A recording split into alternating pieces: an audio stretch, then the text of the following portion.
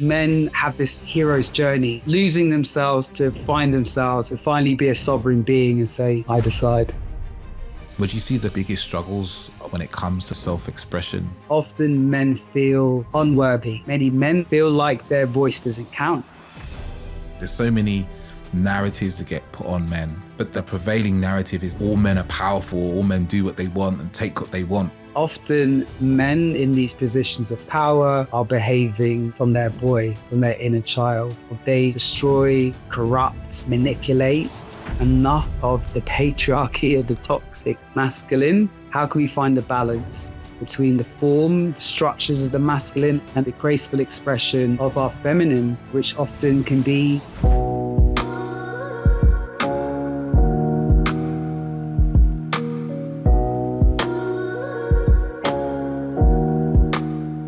Before we jump into the episode, I want to let you know about my groundbreaking program, Breaking the Chains of Avoidance, a program designed just for avoidant men to help them from going from avoidance of relationships and love into deep connection and the abilities to create deep connection and lasting relationships, right? So if you're interested in this, if avoidance is ruining your dating life and your relationships, just go down to the description below and you can put yourself onto the wait list so that you can get a huge discount off when I launch the program in a few weeks. The program will be starting on the 22nd of April, so don't delay. So welcome back, listeners. Welcome back to another episode. So I've been looking forward to for many years in many ways, actually. I'm talking to a man today who I first connected with, God, it was going back like 3 or 4 years. And I think there was a really odd synergy actually that popped into my mind this morning when I was watching some of his videos, in that I think he dropped me a message on Instagram to go, hey, let's connect.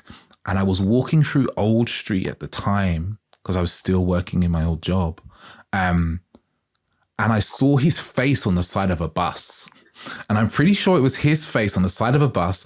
And it was an ad for a company that I used to work for many years ago before that. So it's always really stuck in my mind.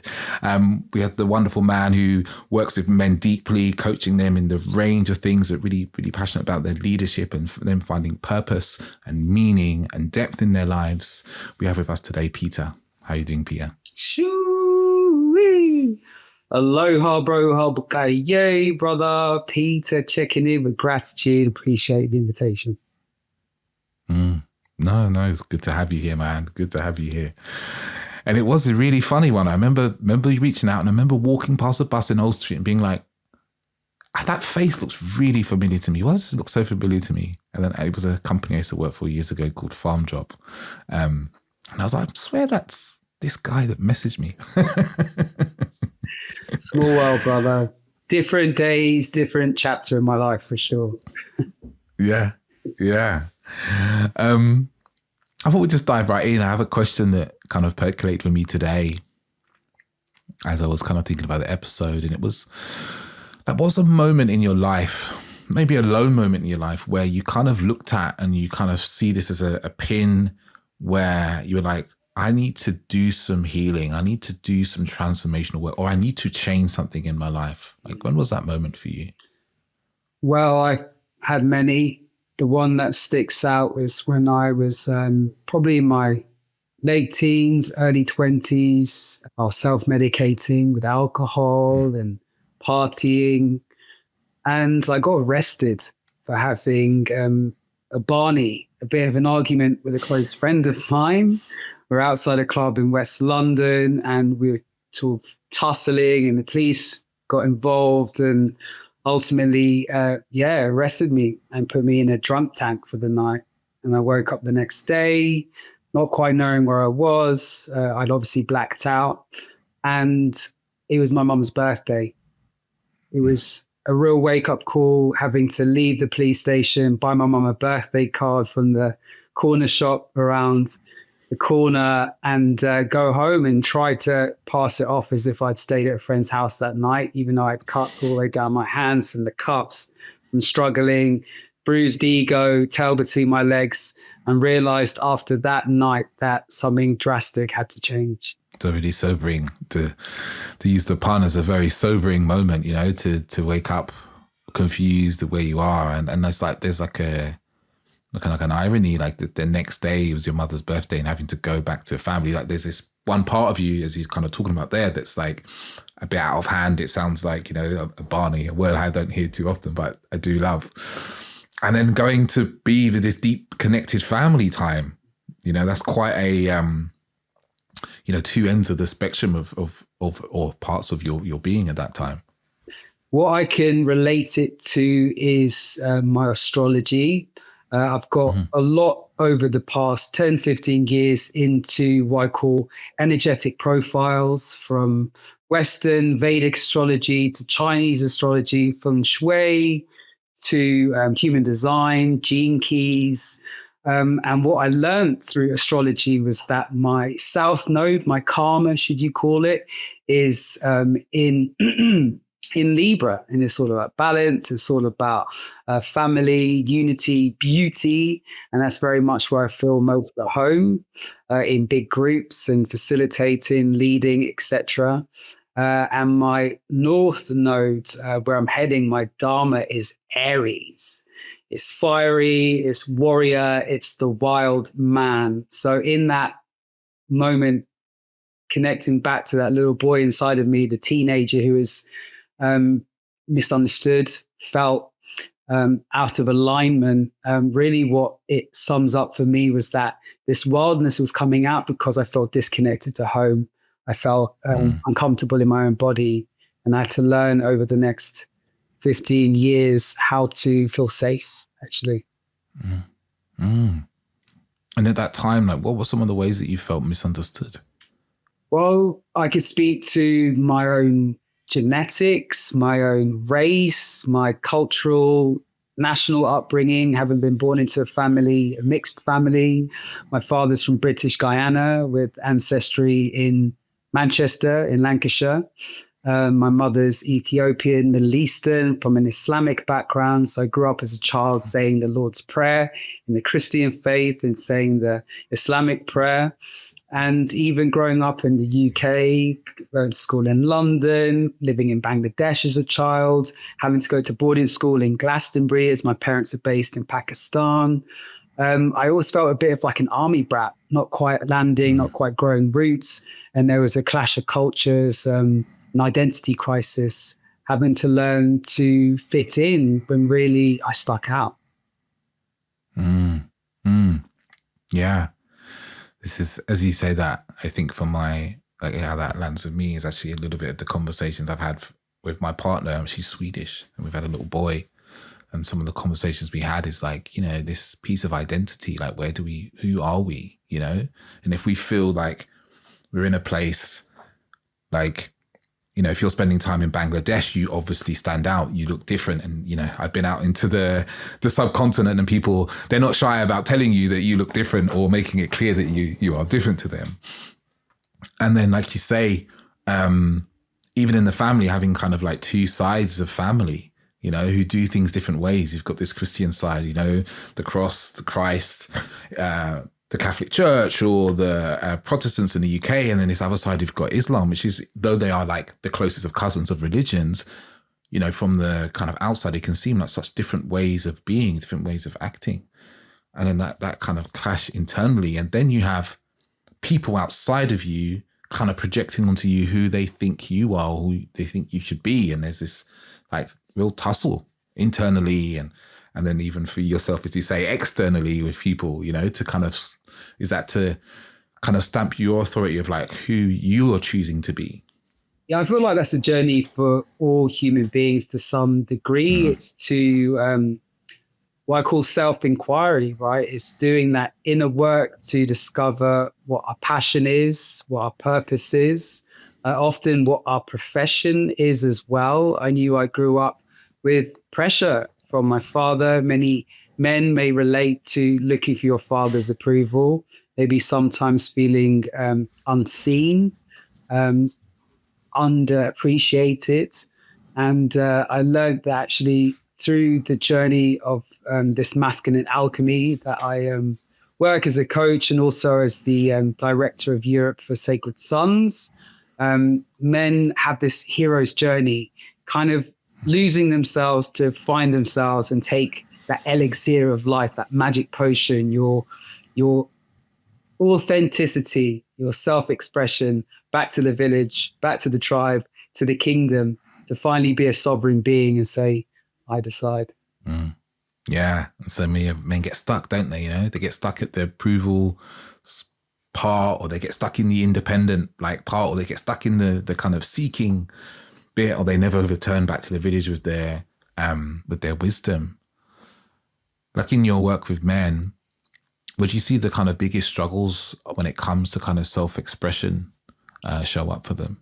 Yeah, well, one thing that comes up for me is that we can chalk up the masculine and the feminine to often men feel unworthy and women feel too much. And I even noticed that in my own energetics, that the masculine in me and many men that I speak with feel like their voice doesn't count. And they may have been trained or programmed through their lives to believe that. And sometimes you have the overcompensation, the shadow aspects. And so men show up having wounds from their mothers, from their fathers, the institutions where they were raised. And it looks like suppressed emotions. It looks like suppressed expression. And often in those two areas, it could come out as being bully or being bullied, right? Passive. It can look as someone who is taking up too much space or not taking up enough space. And for me, this work is very much about harmony. How can we find the balance between the form, the structures of the masculine, that rational brain, and also the flow, that creativity, the graceful expression of our feminine, which often can be how we choose to put our energy out in the world, how we choose to be received by others. It's a beautiful journey once we become more aware of our own internal archetypes. And then, even as you say that, some of that flies in the face of the kind of standard narrative we have about men. I think there's so many narratives that get put on men. And I notice this so often, especially in the age of social media, where you might come out and go, men are struggling, men are struggling to express themselves, men are struggling to assert themselves, men are struggling for direction. But the kind of prevailing narrative is like, all men are powerful, all men do what they want and take what they want. And there's this kind of, the experience we have as people who work with men, and especially, most of the men that probably come to the sort of work that we do are seeking to open their hearts and seeking to be better, compared to the narrative about men out in the world. And I often find it really kind of tricky line to walk, because I'm deeply passionate about serving men, but I'm also deeply passionate about acknowledging the injustices and the things that men have done in the world, and the feminine experience and what women have gone through all the time. How do you find that merging of that gray area, that middle area, and those narratives? Well, at Sacred Sons, we always say, all of you is welcome here. And the way that I view the masculine is that often men in these positions of power are behaving from their boy, from their inner child. They are maybe unconscious of their wounds and how they strive to destroy, corrupt, right, manipulate. And the way that I then have compassion for men like this is to speak to their little boy, for them to really receive where that origin, the root of their pain lies, and how to transmute that, alchemize it, bring it out into the light so that they can start to repattern that memory, for example. So yeah, I definitely see a trend in what you share, that civilization, that our society has probably had about enough of the patriarchy of the toxic masculine. And then there's also this other side of the demasculated man. And there's a sweet spot in the middle where we're conscious leaders, we're really leaning into those roles of the masculine, call it the protector, the provider. And yet we have that emotional intelligence, that resonance to really feel the feminine, to uplift the feminine and be this cohesive team, or this intimacy that I have established more and more in myself, so that I can meet someone, my partner in this case, who can hold that with me and share the same vision. Mm-hmm. Yeah, as I hear you say that, I imagine it's kind of men with these like immature parts of them, like immature masculine elements that they're carrying around, and it's running wild in their life, and it's created this world that we live in now. There's an advert by Barclays, you might have seen it, where it's like they start off with the adults, and then they basically show you how there's like little kids in every adult, and we're childish about money. So they're sitting in these like 10-year-olds sitting around a table arguing about, you know, who had the dessert and who had the starter. And I often think of that when I walk out into the world, or even when I read stories of like even horrible things, you're like, that's someone's like little boy reacting against the pain that he has and it coming out in this way. But because it's a grown man, the level of compassion we have for them is just so much lower in society. Like I feel sometimes that I think there's a general deficit of compassion, but I often feel for men, there's a real lack of compassion for them for good reason. But still, nonetheless, it does still kind of, I say, even hurts my heart to sometimes see and hear the things I hear said about men who have had no responsibility really in creating the world we're in. Sure. And that's why for me, a superpower is authenticity. And with that comes honesty and vulnerability. How we find our strength in being witnessed in our full spectrum of humanness. I like to say the human being. The human is the identity, the flesh, all the kind of like spiky, sticky parts.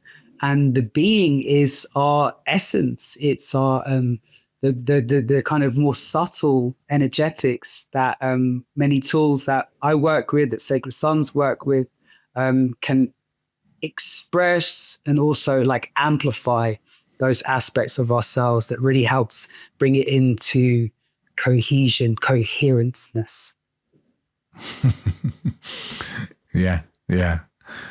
I was gonna say, like, I think of these essences of like play and joy and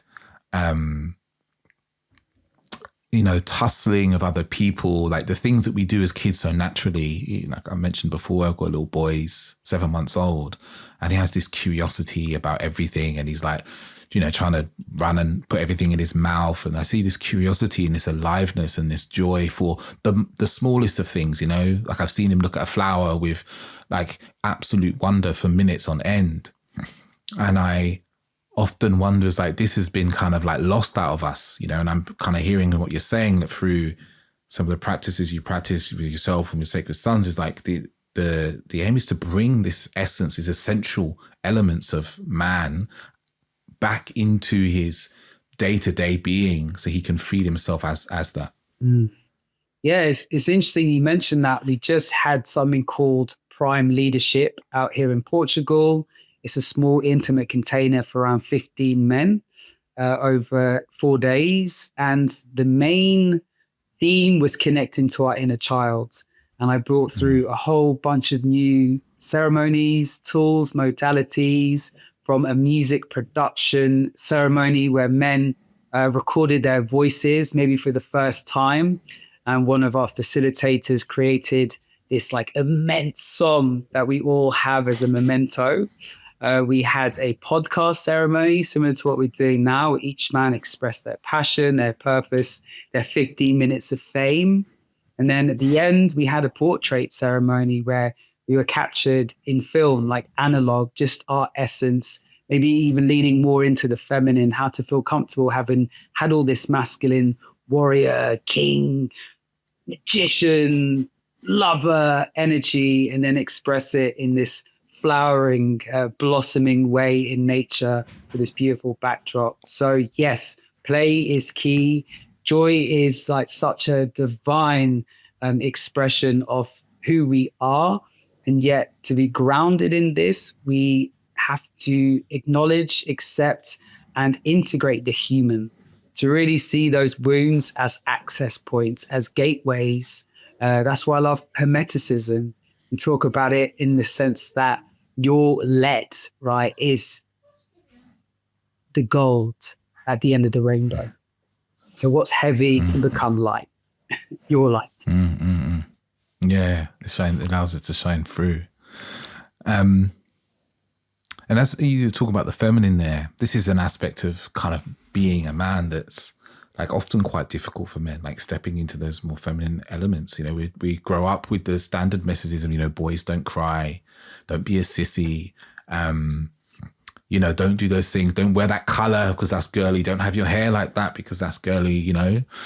And this really holds men back in this kind of expression of the range of who they can be. That's why I found myself really working with visionaries, men who are working as executives, as entrepreneurs, business owners, people who have this point in their lives where they feel they've achieved, where they've had some completion, and yet they're redefining their own notion of success.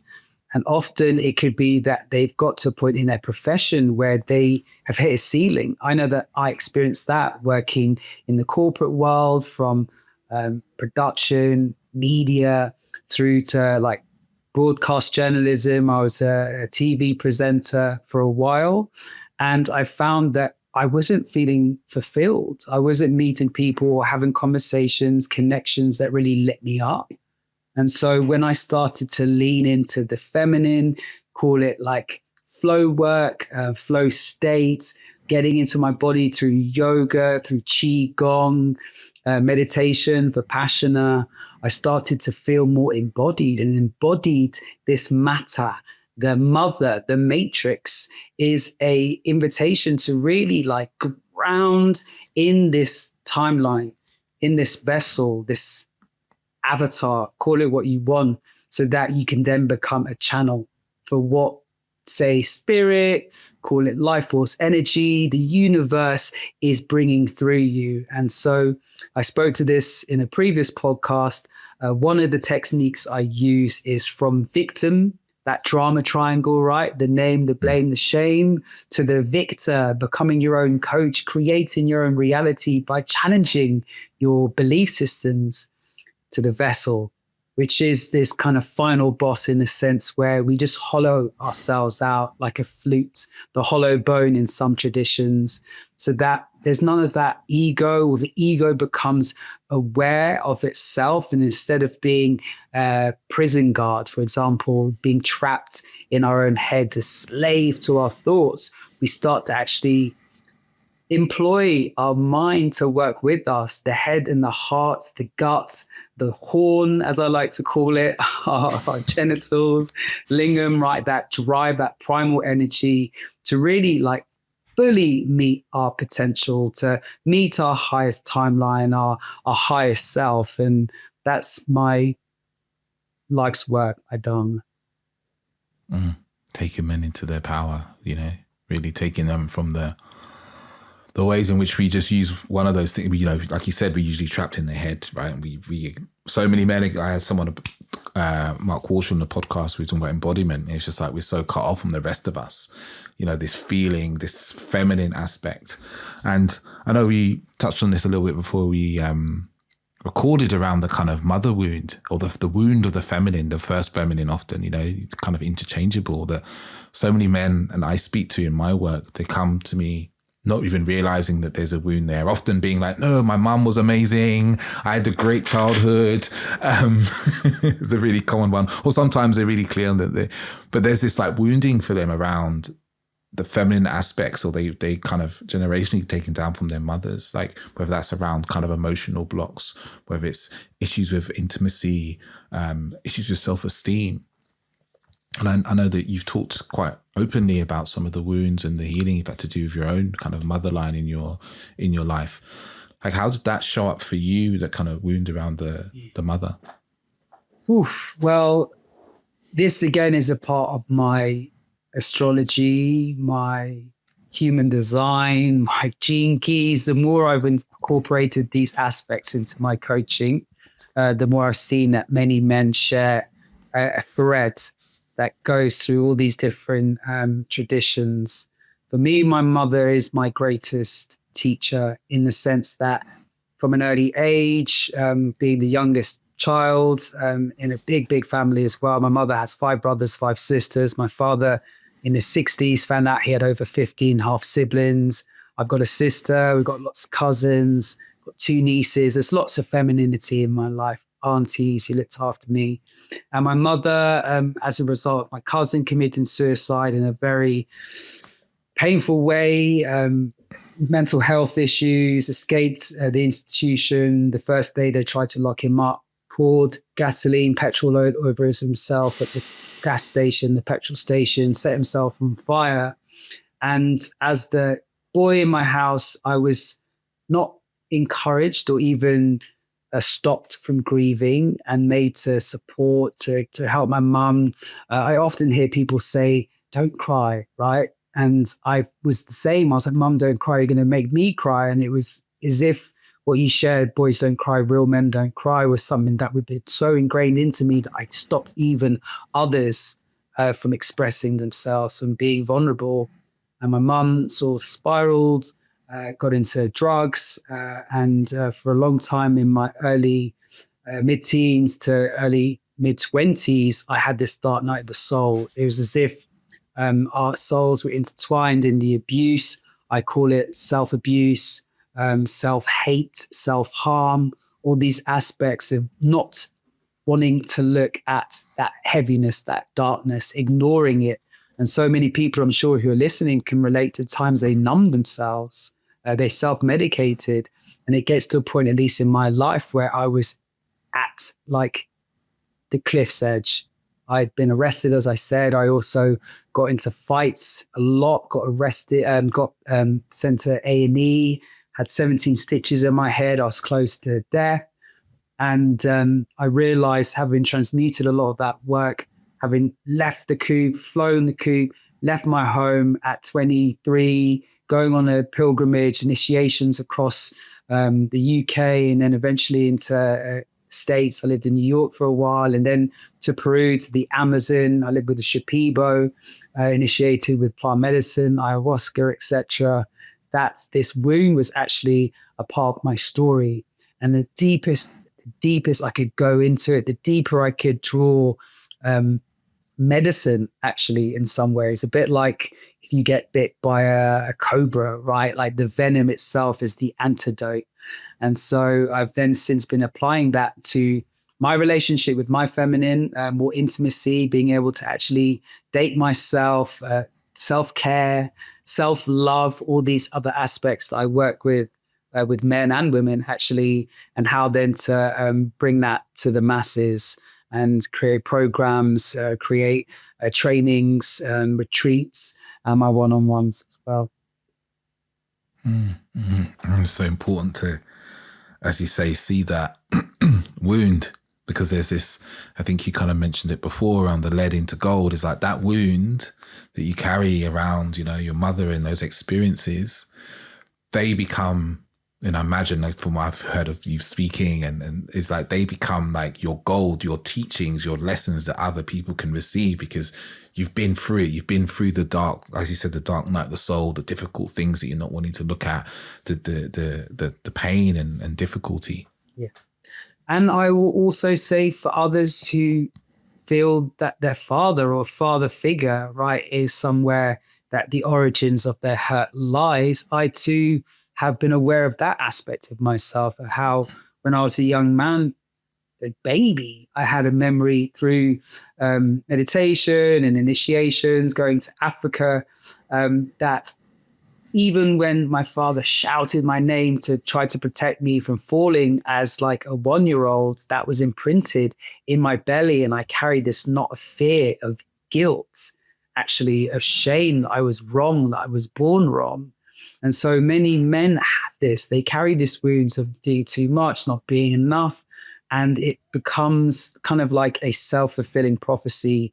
The more we get trapped in our head and we have this narrative going on that puts us down, I always share that actually words are spells. They're so important, the way that we speak about ourselves and others, that once we start to repattern that self-inquiry, we start to actually transcend the storyteller, and we can start to write our own narrative. And it's super liberating. Love that when I see a client suddenly turn like a corner, a big breakthrough, and it happens just out of nowhere.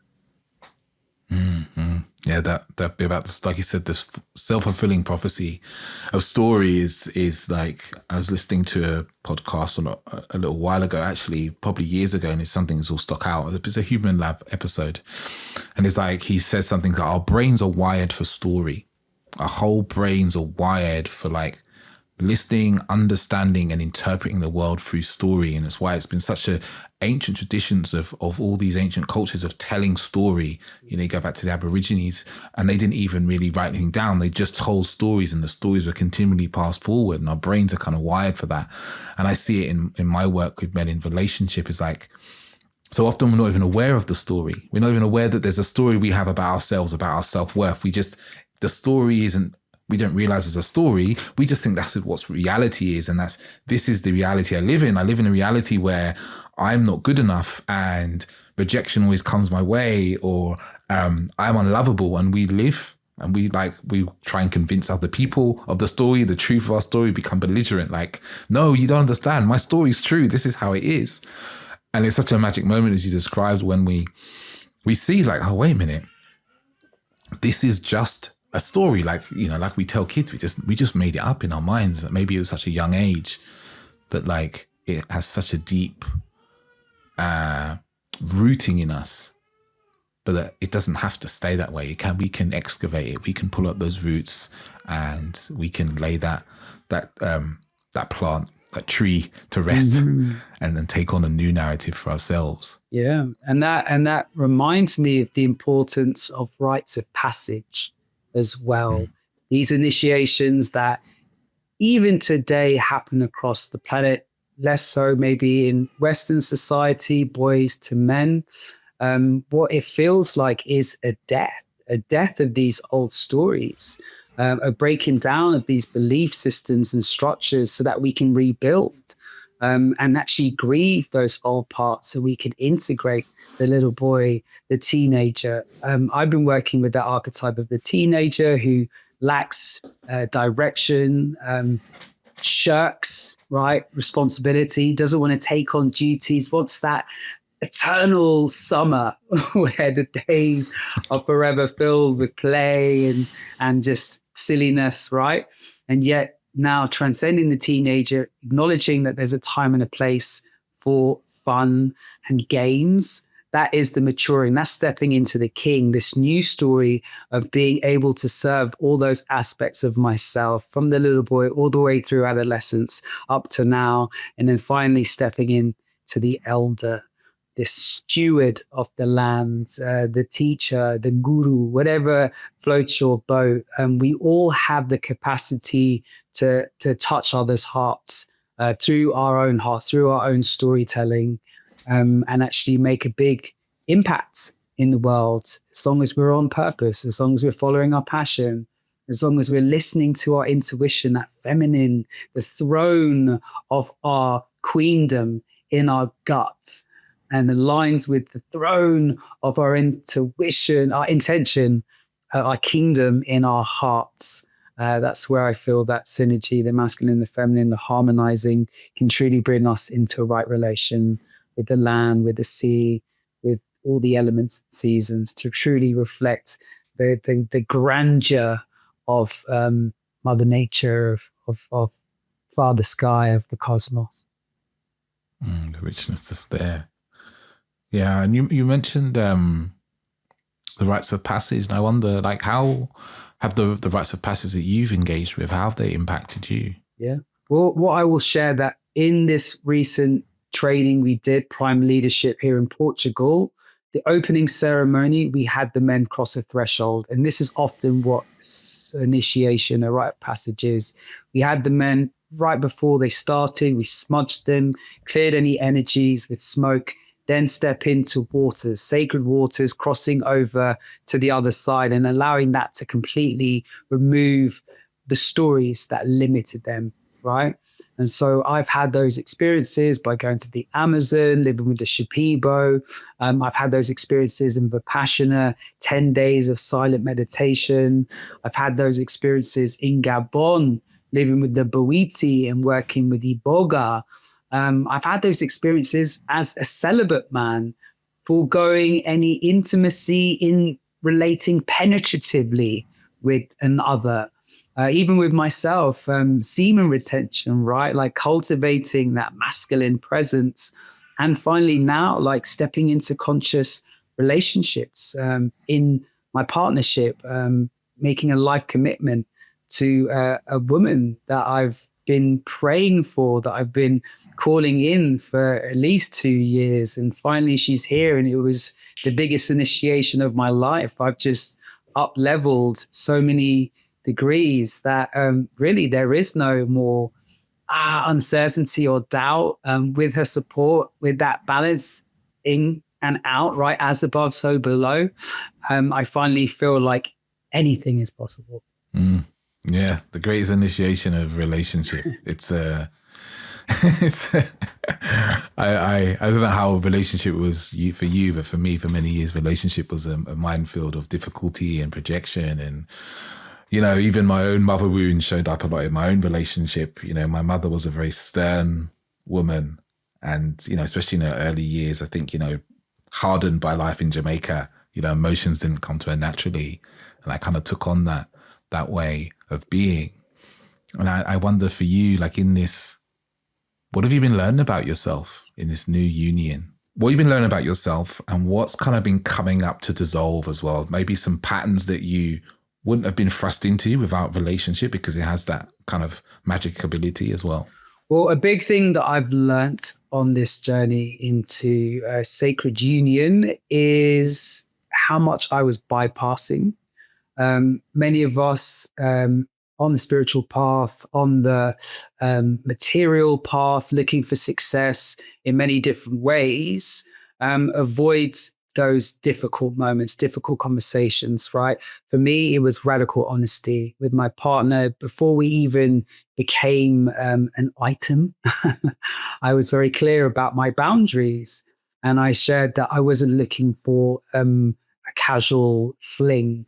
I wasn't even looking to have penetrative relating until I really felt a connection. I really saw there was a future together. So even up to the time I asked her to be my partner, we still hadn't had sex. And so it was a real like edge, in a sense that I was like, I love this person. I know her heart. I feel as if I remember her from lifetimes. And yet, can I really be met in this way that feels so intimate, that feels so tender, and at the same time this primal lustful aspect of my animal, of the side in the shadows that I've maybe held or kept secret, and it was a beautiful way to acknowledge that I have needs. And I found that very hard to begin with to express to my partner. There was a part of me that was bypassing, showing up for her, like a bit passive, a bit permissive. And I learned actually that didn't feel right. There wasn't a real balance in the leadership, in the guiding of our union.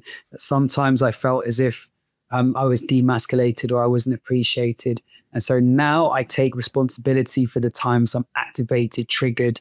And I say to her with reverence, centered, having shook it out, maybe done some breath and gone into nature, did some grounding barefoot on the earth, that I had felt that my little boy was in pain, or my teenager just wanted to take a break and not do the dishes, right? So I learned how to communicate really clearly and concisely with compassion, so that what was being met from me was me, that I speaking of my experience instead of projecting and making it her issue or her problem to solve.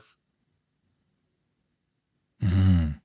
So now, listening to you there, it's like for you, there sounded like there's, for you, the growth has come is like taking up space and like being like, I have needs, I have wants. There's a things that I'm responsible and I'm experiencing, I'm feeling, and I want you to know what this is. And if that's correct, yeah. Like, was there some fear around the reaction that would be if you had needs, or if you spoke your truth? Was there some fear for you around like how you would be received and how you may be judged? Yeah. I'm sure many others can relate with the Mr. Nice Guy, the people pleaser, right? And what I found that there was a pattern that those who I was in relation to or relating with, outside of, say, a casual fling, right? It was like, I don't want to be rejected. I want them to love me. I felt that if I was truly myself at times, that maybe they wouldn't like or want or continue in this container.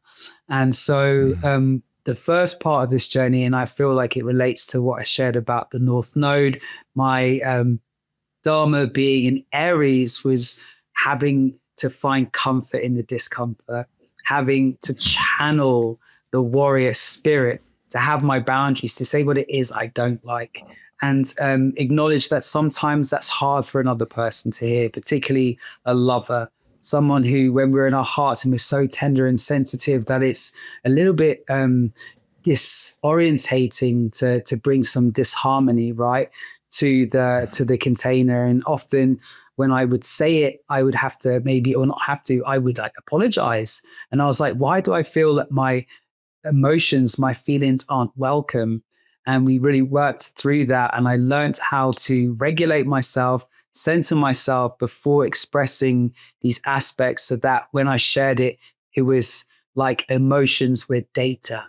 They weren't necessarily where I was speaking from. They were a part of how I spoke about them.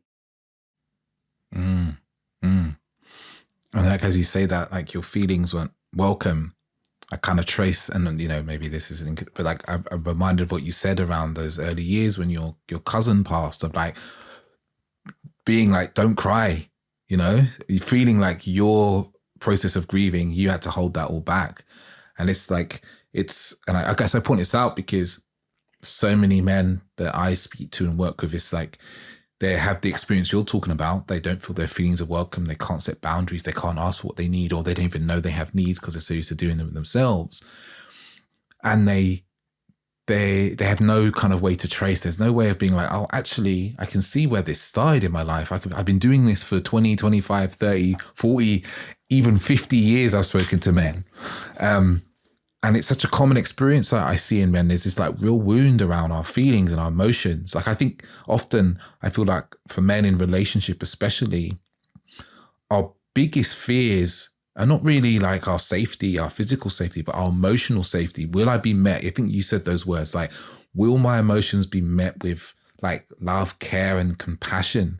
It's like we still, you know, and I definitely know this for myself, like this little boy of like 10 years old, 8 years old, where I used to scrape my knee and be like, oh, mum, I scraped my knee and I'm upset. And she'd be like, no, it's fine. Don't worry about it, kind of thing. You know, there's that fear that will come to our partners and we'll bring our emotions, and they're going to be rejected or just seen as like, maybe like worthless or unimportant.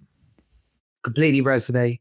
And another aspect to this that I've been starting to really feel is true for me is that our father wounds, so this sense of not being seen, not being appreciated, feeling unworthy.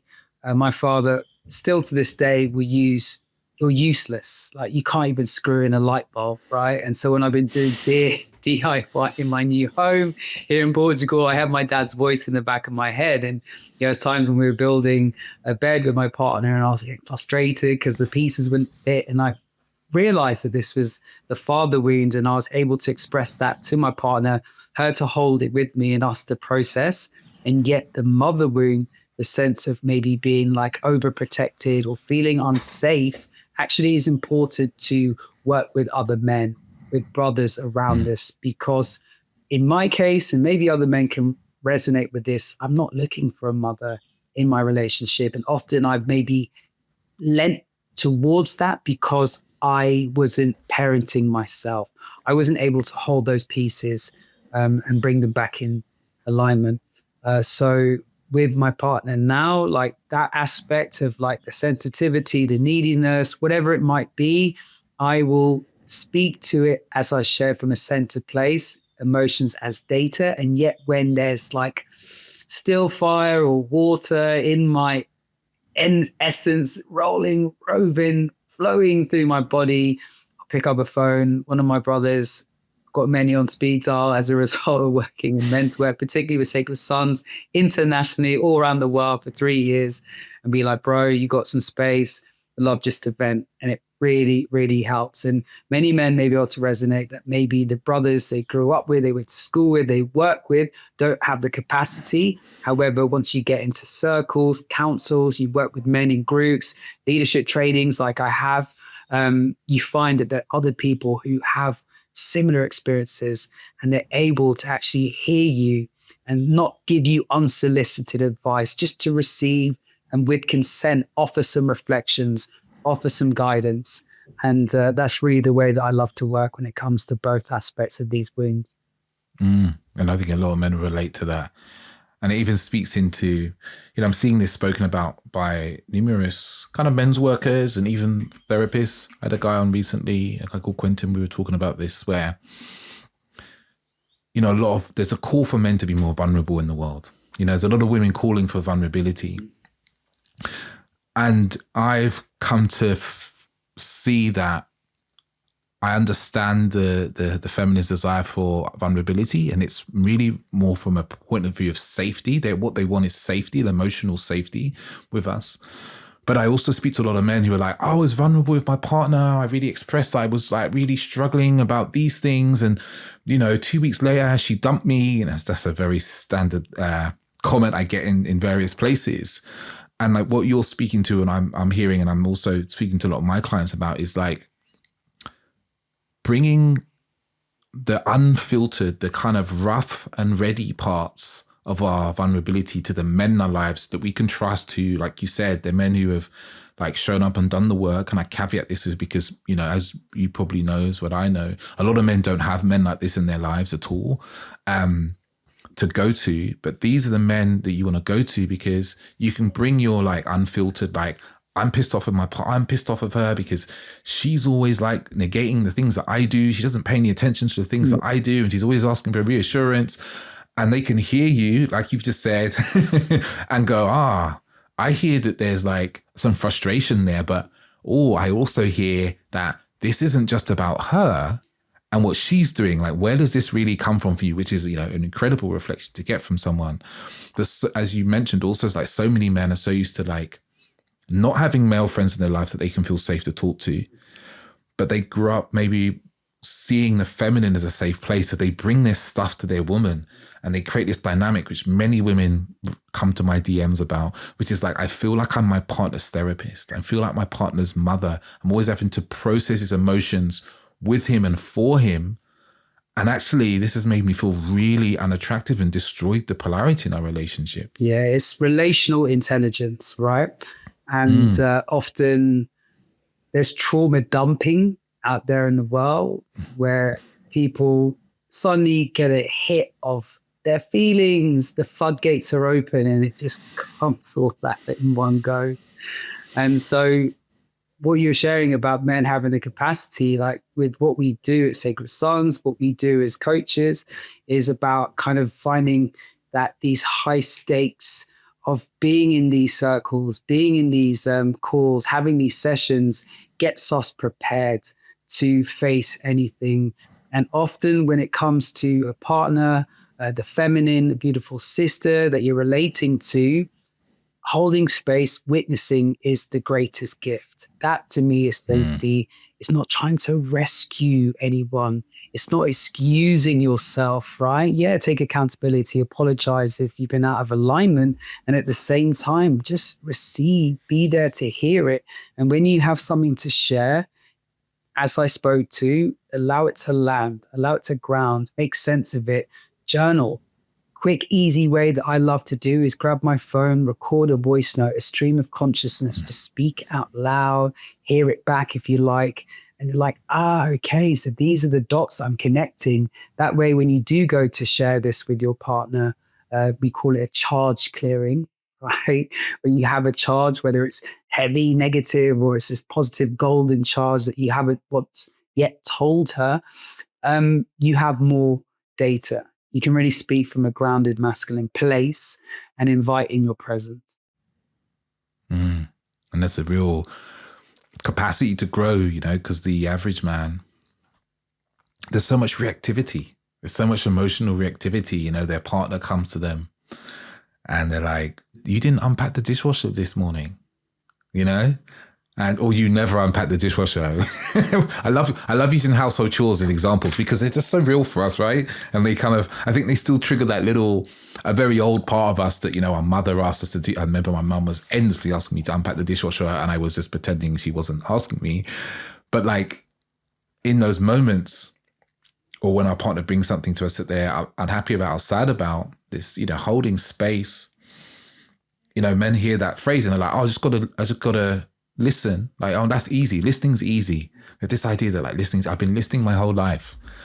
But like what I'm hearing in kind of what you're transmitting right now is like, there's a deeper ability and a deeper piece of listening that like makes up the holding of space. Like, I'd love you to kind of flesh that out a little bit. Yeah, this is leadership evolution, right? In a way, it's moving beyond like your external achievements or the external contact points, reference points, to be more soul-led in your decision making so that you can balance that power with presence that I've been speaking to. So by finding freedom in your authenticity, when you're holding space, I like to say witnessing, really it is that vessel aspect of the victim, the victor, all the way to just being empty and not trying to find some end goal, not looking for your like ego to be proved or disproved, right? It's about genuinely receiving, active listening. You may hear when you're sharing, brother, I'm like, like that for me is a guide to my gut, the instinct that lies within that really has all the answers anyway. And so I'm just hearing, receiving, and then I may say, can I share a reflection, or can I ask a question? Then that's safe because the other person feels heard. They feel that you weren't just waiting for your chance to step in and give, right? It is very much an exchange, not a transaction. Yeah. And that hard bit is, putting that ego to one side, that reactivity, that desire to win, desire to be right in those moments. And as you said, ask questions, be curious, I'm a big fan of, I'm not sure if you've heard of it, of the Imago dialogue. Mm-hmm. A really big fan of the Imago dialogue. Okay. Tell me more. I'd love to hear it. Tell you more about Imago dialogue. It's just a 3-stage practice you can do it in partnership, you can do it in friendship. It's like the first stage is that someone's bringing something and you're just listening. You're just a listener. You're just listening. And then you reflect back what you've heard. Like, what I heard you say is this, and it was this and this and this. And you may ask, did I miss anything? And they may say, yeah, actually what you missed was this, this and this. And you go, okay, cool. Okay, what I heard you say was that. And then the next stage is the validation, which is just like, yeah, that made sense to me because, I know that's something that's important to you, or, something like anything along those lines, but knowing that it made sense to you. And then the third stage is reflecting back to them the emotions and feelings, the emotions, especially what you felt from them. And that's just like what I felt, what I imagine you're feeling is frustrated and sad and lonely and whatever it is. And like, it's a very simple 3-step process. This I know I think it's Harville Hendricks and Helen Hunt perfected this. And it's like, but in fact, this is like, it feels like 3 simple steps, and it is, but it's actually really complex because we don't listen. We are listening through this lens of our wounds and our fears and our anxieties instead of really placing ourselves into the other person's experience. But when we do that, like, it's magical because suddenly the person feels deeply heard, deeply understood. You understand them, they understand you. And so many of the conflicts that I see in couples having, they disappear because all what was needed was like to be heard, to have compassion, understanding. And then suddenly, either if there is a solution, 90% of the time, the solution becomes obvious. There's an obvious solution and one just needs to take the solution. But in many of the cases, there's nothing actually to be done. It was just that 2 people needed to be in the same page and to understand each other. Yeah, beautiful. Really beautifully expressed, bro. We call that at Sacred Sons dyad and triad work. where similar to what you shared, and yet sometimes it's like three men sitting in a triangle. One's the speaker, one's the receiver, and then there's the observer. And to bring it to relationships, I often guide couples to have like regular check-ins, maybe weekly, maybe monthly, where it's a safe space, judgment-free, to share what has been present, what has been like I call it a disturbance in the force, when there's this charge that's been building up. And often I know as men, my father, for example, just they break and they end up snapping. And so for me, that's something that I've had to learn on the receiving end to then be able to repattern and break that cycle for the future. And I'm really intrigued because I feel like I'm stepping more into leadership, particularly with men, and now I'm meeting more fathers. How, for example, fatherhood, that kind of final initiation, right? Fatherhood, grandfatherhood, has been for you in this area of transformation. Because I see so many men who have like fear, who already have children, who are about to have children, who are worried about maybe passing on their traits or not being able to guide their kids to their truth, right? To their full expression. Yeah, I guess I've kind of switched roles a bit. I'm asking you a question now. I hope that's okay. It's perfect. Yeah. For me, it was actually a really big thing for me. I'd spent much of my life like not wanting to be like my father. He's quite a distant man. You know, him and my mother split when I think I was about 3 or 4 years old. And he's, you know, standard, not particularly emotionally engaged, very much a Peter Pan in his own way, you know, just wanting to live his life and go back to Jamaica when he wants to. Now he lives 50% of the time over there. And in many ways, a young man and wanting to be a young man. And I experienced a lot of neglect from him, actually. And like my big thing was, for many years, I didn't want to have kids because I couldn't see that there was a possibility of being different. And I think it's coming through the work that I did. And I always earmark this work. If you're a regular listener, you've heard me mention this organization a lot, but Landmark Education really was a big shift for me around my father and my relationship. And then a couple of years ago, so it was the beginning of 2023, me and my partner were like, okay, this year, okay, we're going to make this year the year. And even then I had resistance. I was like, oh, we should wait. Like financially, we should wait till we're in this place. And I was, you know, there was resistance there. And some of it was very rational resistance, like reasons and stuff. But my thing was like, well, I want to be super present as a father. I want to like move through my fears around fatherhood, of not being a good enough father, of not being able to be present, of passing on the kind of generational fatherlessness that runs through my family, you know, on both sides. You know, my mother never met her dad, you know, never met him, never spent any time with him. My older sister met her dad when she was in her late 30s. You know, my dad's dad left him in Jamaica when he was a young boy to come to England and never sent for him. My dad came over his own accord. So it was this like fatherlessness that I was just like so committed to not passing through.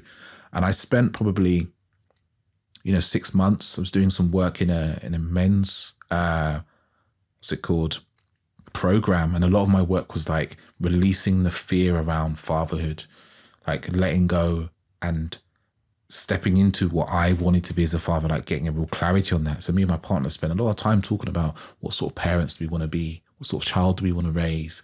Emotionally, how do we want to be together and show up for our child? Because I really get that. And I feel really blessed actually, because I have a friend of mine and he's been on the podcast and he guides parents, in asking the questions of each other, because I asked these questions to my partner and we really got into the depth of like our own childhoods and what we want to take from our childhoods and what we don't want to take.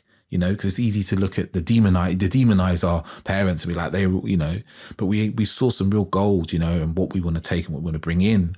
So there's a lot of deep conversations, a lot of practices. I did a whole Vipassana, did 10-day Vipassana, and the whole thing there for me was like, okay, I want us to be able to be stilling the mind a little bit and like allowing, because my experience of Vipassana a lot is like, what's bubbling under the surface that never gets the space to come up, comes up in Vipassana, because the general day-to-day of everything's gone. And so a lot of that kind of fears around fatherhood and the sort of man I am and my capacity to be that man, I just gave that space to be felt, to be expressed, to be sounded, you know. I had a practice at one point of grieving my old life, grieving the life of the kind of bachelor David, you know, who would go to parties when he wanted to and go to raves and enjoy, you know, the things that I enjoyed, the drinking, the drugs, the party, but, you know, the singledom. I grieved that. I allow myself, like, every day for about 2-3 months, I would go through a grief practice of letting go of those things. And also with gratitude, I had gratitude practice afterwards, being grateful for the experience I had, to create the space in me for the kind of father to come through. And it was a really, I say it was a long piece of work, but also really, really useful, because I've, you know, and would I say that I'm perfect as a father in times that don't come up when I'm like, oh man, wouldn't mind that day rave. They do, but also knowing that, like, it's not an impossibility, you know. I can still, me and my partner can go and still be young people, or whatever you want to call it. But there was a lot of, like, grieving, letting go, facing and feeling the fear as well, and, like, voicing it along the way, because pregnancy is a wild journey, you know. Like, just getting pregnant, you know, is like, oh my God, you're doing a pregnancy test, is it here, is it not? What's the emotion that came up the first time that we were pregnant? It was really the first time we saw that pregnancy test with the 2 lines. It was joy, and then a huge weight of responsibility very quickly afterwards. My mind went into very masculine ways of thinking, like, okay, we need to have the right sort of house, we need to have the money, we need to start structuring these things and all that. It's like, and it was very interesting to see how we moved into these roles. My partner started to think about nourishing her body and feeling relaxation and ease and feeling in flow and thinking about the aesthetics and the clothes. And, you know, I was just like planning, structure, organization, financing, protecting boundaries around us with friends and other people. Who do we tell? Who do we don't tell?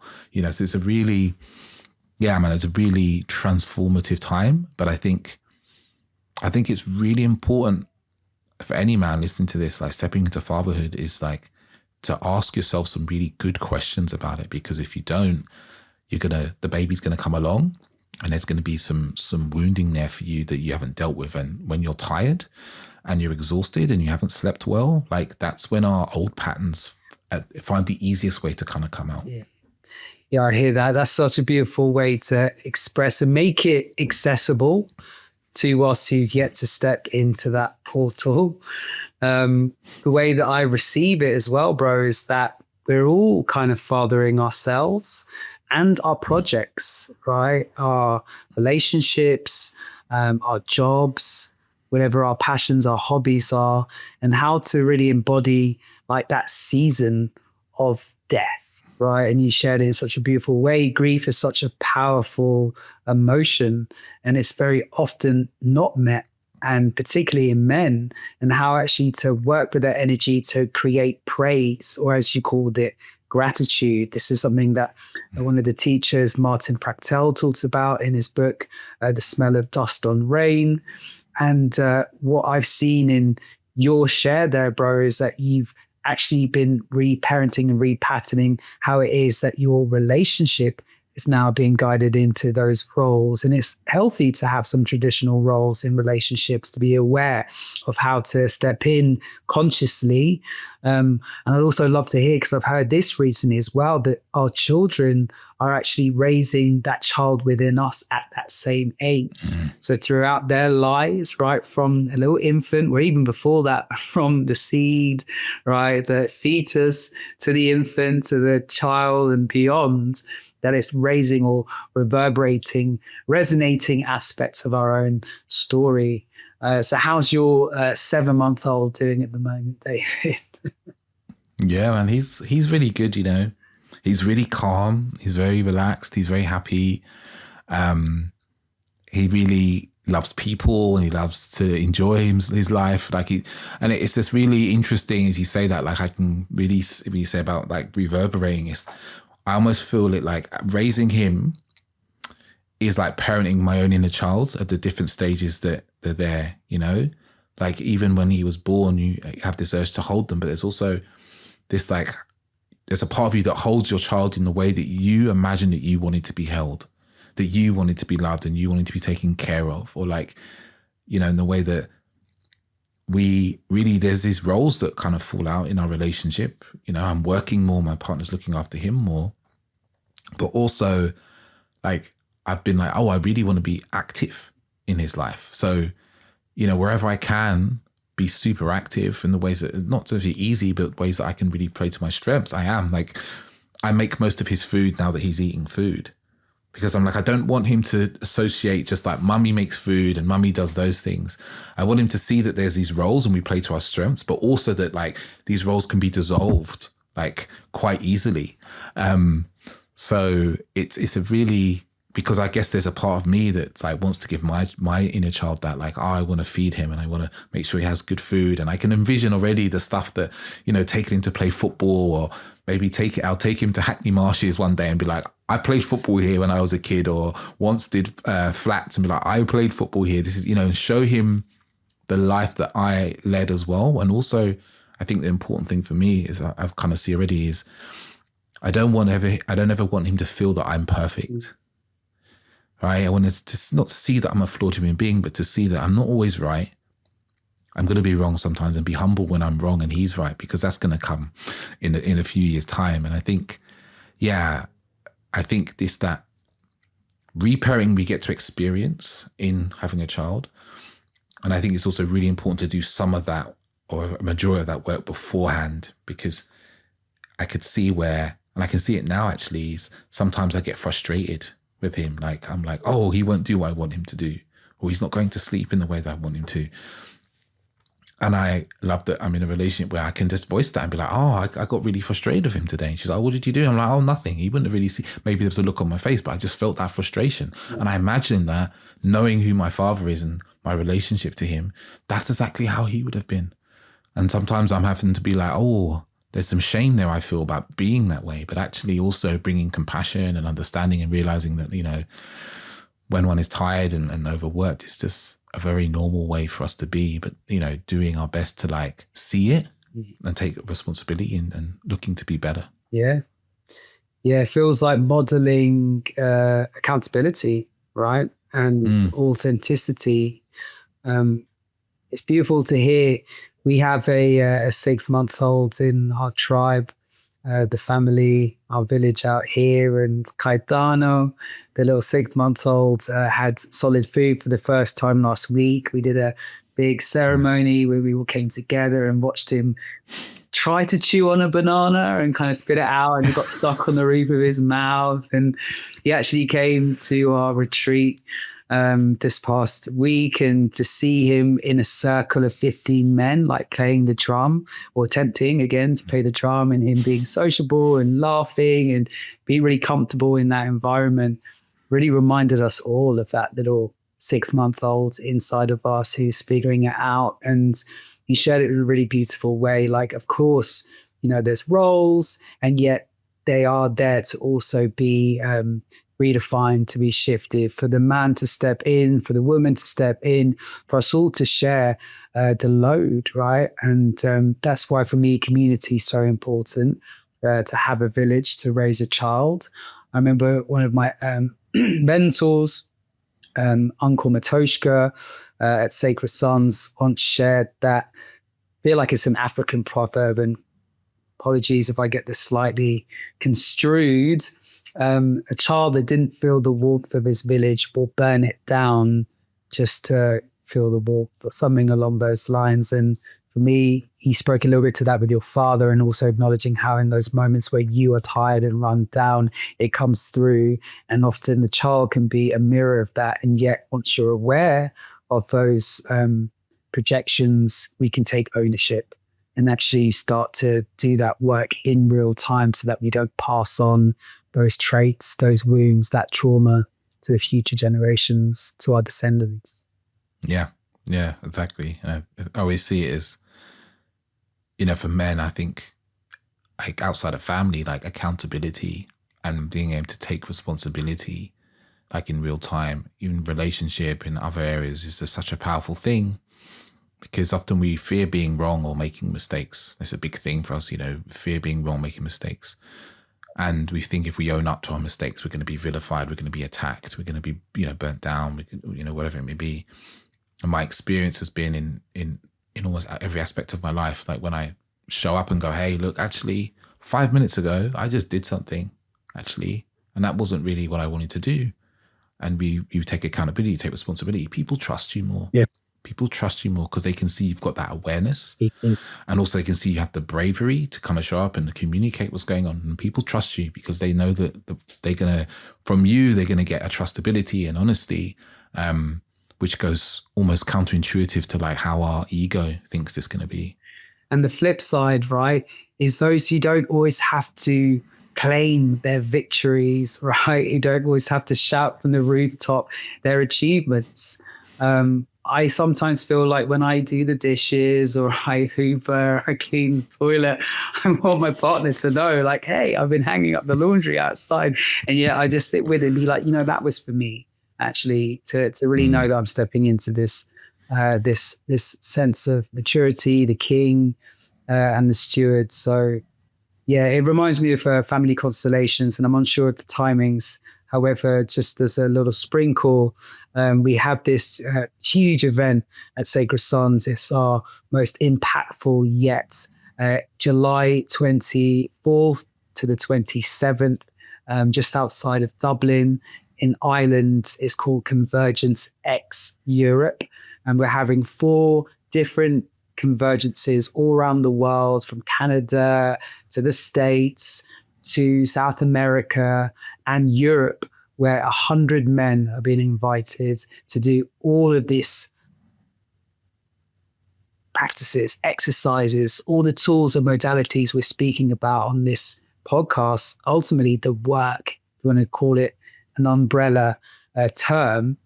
And so what I see in you, this reparenting, this repatterning, this stepping into our power, the feminine, the masculine coming together, is so beautifully amplified and really like heavily beneficial when done in ceremony, when done consciously with others. To be witnessed by 100 men in Ireland in the summer, like that would do lifetimes, generational work for people who really resonate with this message.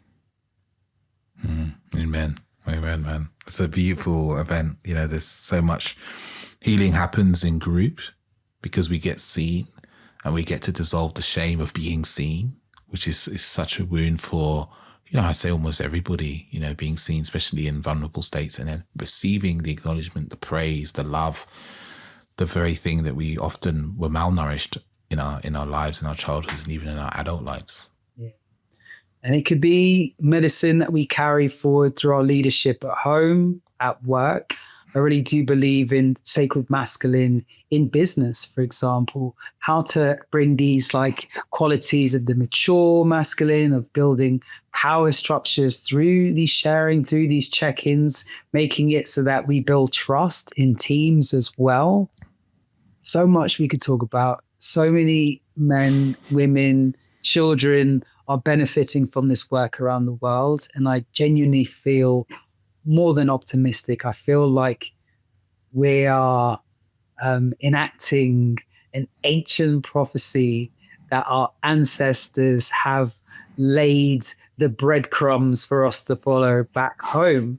And that really is my work. To put it in a nutshell, I'm a home walker. This is what one of my mentors, a brother called Aluba Phoenix, he's an initiator for Google. When people first join the company, he syncs them up with the company culture and gets them simulated.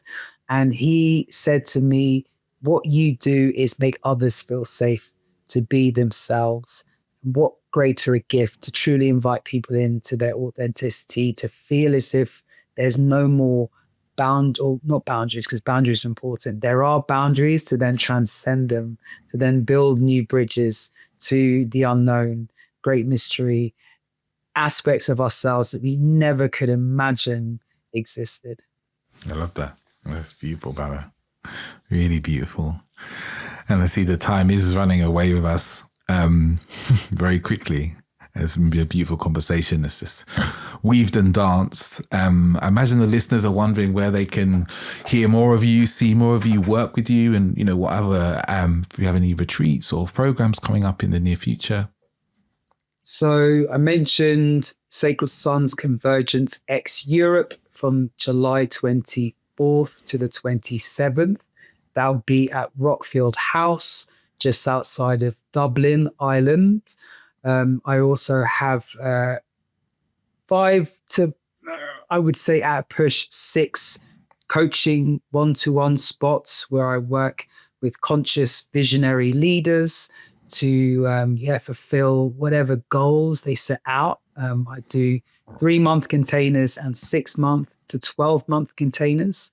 Mentorship in leadership and facilitating men's work as well. So I have containers for that with Sacred Sons called the Leadership Training.